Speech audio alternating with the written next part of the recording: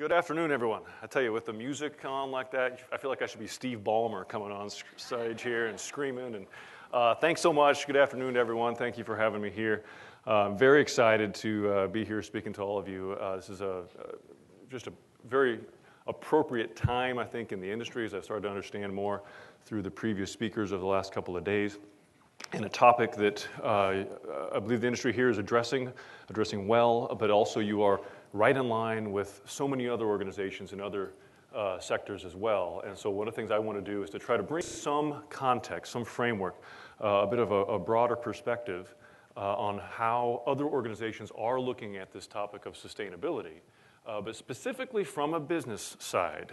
One thing that I find myself doing quite often is talking to the individuals and organizations who are a bit on the conservative side. And that's fine with me because there's a lot of folks like that, and we may as well pay attention to the parts of our business that are really making the money and ensuring that the decisions we're making tie into that appropriately.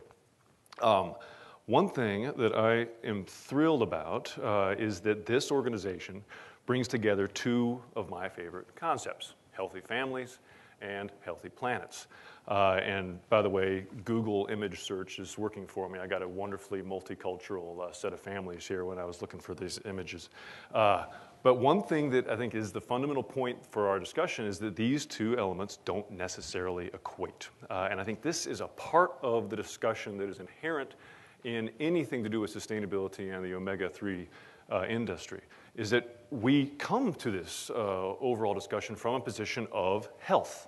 And there is a connotation between health and sustainability.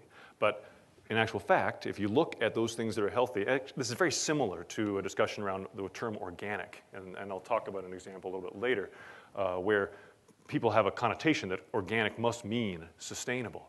But in actual fact, there are many, many elements associated with production that can be very unsustainable from an environmental or a social impact perspective, but still produce healthy products. And so these two are not necessarily equal.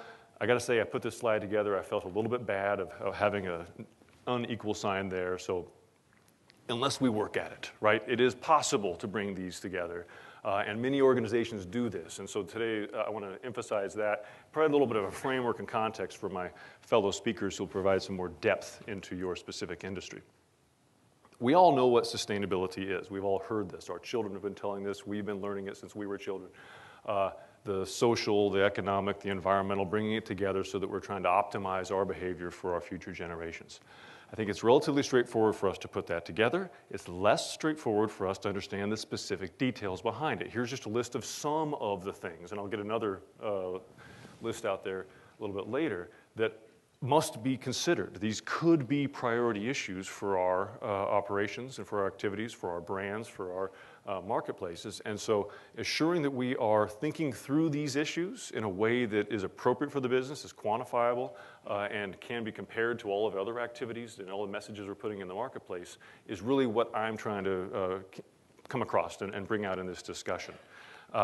Really, how do we make a business successful and make sustainability an element of that success? That's the question. Because if you are talking, well, many of you, if you are considering your business activities and the term sustainability comes up, I think you should be looking at it in a context of how to drive that business forward. We've had a chance to work with a number of different companies in a number of different sectors over the past 15 or 20 years. And so a lot of what we are doing here is kind of bringing that message together, but also balancing it so it's not entirely on the business side, but also from the perspective of the NGOs and other organizations who are trying to forward the science or the objective reality of sustainability. So we've really come from a background of the International Standards Organization and other areas. Sandra will talk about Marine Stewardship Council here a little bit later. But if you look at it from the combined experience of these sorts of organizations, yes, we are talking about a healthy planet. We are talking about what we can do to drive that sort of priority or value forward, but also how do we look at reducing our risks? How do we look at driving innovation? How do we look at brand equity? What are the elements of sustainability that can take the traditional elements of business and move them forward? And if there's any take-home message that I'd like you guys to come out of here with, and this is truly what I end up talking with a number of different industries about on a regular basis, business value and sustainability must come together. And if you're looking at it from that business context, business value is increased revenue, decreased cost, enhanced brand, and managed risk. And every single sustainability project that I've ever done, that our organization has ever done, can find its root driver in one of those 4 areas. And so if we voice our discussions in this context, and if we use this sort of language, it actually cuts away some of the resistance or some of the consideration, or is this something we're doing just because of a philanthropic purpose or what have you, and instead puts it back into the business language. And I think that's appropriate for our sorts of organizations, and it allows the market to drive that forward. Go ahead, one more. There we go. So let's talk a little bit about what the role of sustainability is in the marketplace is, and also how trade associations have started to respond to that. If we look at sustainability, and I'll just build this slide out here, I think many of us have seen that this has moved from a place which is a bit of an academic discussion or some debate as far as the scientific precepts behind it, to one of mainstream reality. We see this on our daily periodicals. We look at this from the activities of the major brands out there. You look at the retail business and how they are focusing on this. You look at the building of a variety of executive orders and even regulations moving in this arena. This is a mega trend. We cannot escape the topic of sustainability. And so just as the quality revolution was before that, just as the digital revolution and the internet was a mega trend that we've all responded to, this is one that is affecting every element of business. And so, of course, it only makes sense on the commercial side of your operations for you to understand this, understand your own strengths, understand the specific elements of your product that have good stories, and especially those that have bad stories, because you need to understand those and address those and correct those. Otherwise, you're at a disadvantage in a competitive scenario. And so looking at that, the response that organizations have already started to make is recognizable. You can see this all over our positioning, that people are coming out and saying, yes, we are sustainable. We are taking measures. We are environmentally friendly. And you can tell because it's beautiful. It's soft. It's colored. It's got the green shades to it. Many of our organizations have these. My organization has statements like this. The question is it real? Is it something that we really are telling the truth? Do we understand the truth? Sometimes our communications departments get ahead of our operations departments. And so the point here is to let's try to take this on from a real perspective, because the tools are out there. I just tell one story. It's outside of our industry here. This is an electronics industry, and this is from a very liberal journal. Maybe you've heard of the Wall Street Journal. Where they were profiling a story from Dell. And this, I never really feel like poking at any one organization, but this is one that was in the Wall Street, and it's a kind of a story that we don't want to happen to anyone else, because Dell came out and was quite proud, saying, look, here's our carbon footprint for our product, and we're going to actually offset the carbon associated with this. And that's a good effort. It's a good try to take these specific issues and to address them. The problem is that they looked at one element of their operations, and they did not look downstream or upstream in their operations very far. And so what Dell did not include was, just actually before that, a much larger element of the carbon, which is including the use phase of their computers, but also upstream in their supply chain for the assembly of their components going into their computers, as well as water footprint and air issues and solid waste. And so this is a kind of a story that we should all take as a bit of a warning, is that it's great to try to go and address these issues. Things like offsets can be good parts of an overall strategy, but we should not try to lay claim to something that is more than we perhaps have attained. We need to be careful about that, and really we should be inclusive when we're looking at this term sustainability. It is very broad, and if we aren't, then there's potential set of stakeholders out there who may take issue with that and bring attention to that. So some warning stories that are out there. So in general, et cetera, we need to think in life cycles. right? We are already implicitly talking about life cycles. And of course, in our industry here, there are real life cycles within the fisheries themselves. But looking at the sourcing of materials, looking at processing, looking at our distribution paths, looking at how our products are going into the marketplace, looking at end-of-life issues, packaging issues, all of these elements. When your brand is sitting on a product, regardless of how responsible you are for the actual manufacture of any element of it, your brand will inherit all of that responsibility. And so this is the kind of one of the fundamental rationales for looking at things from a life cycle perspective. Many of you may have heard of the term life cycle assessment, which is a quantitative way to look across a life cycle, which is the mechanism that would have been used by Dell on that previous slide. It's not always necessary to quantitatively look at that. Sometimes it's useful. But I would say it is always imperative for you to think in a life cycle basis. Similarly, in fact, I may have one, no. Similarly, don't just look at one issue. We're going to dig into one issue quite deeply in the next talks, looking at the actual fisheries, and that's an important one. It's probably the most important discussion we can have. But we should also think broadly. This right here is a representation of a materiality assessment. This happens to be for BASF. This is for Albert's benefit. This is looking at a very large organization, very broad activities, very broad geographic scope. What is important to me versus what is important to society? And if you look at these issues here, they spread from the things that are a bit more traditional, energy, carbon, those sorts of areas, to how are we enabling the bottom of the pyramid?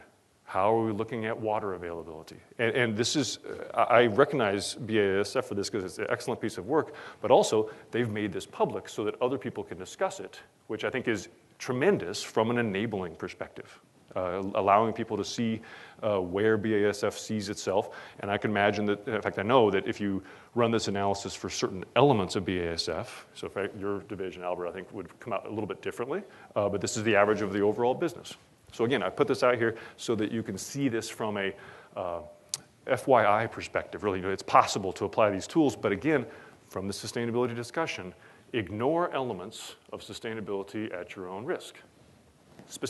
Directly, decide which ones are your highest priorities and focus there. If there are lower priorities, don't say they're not important, but at least say, yeah, I'm going to make some prioritizations around this.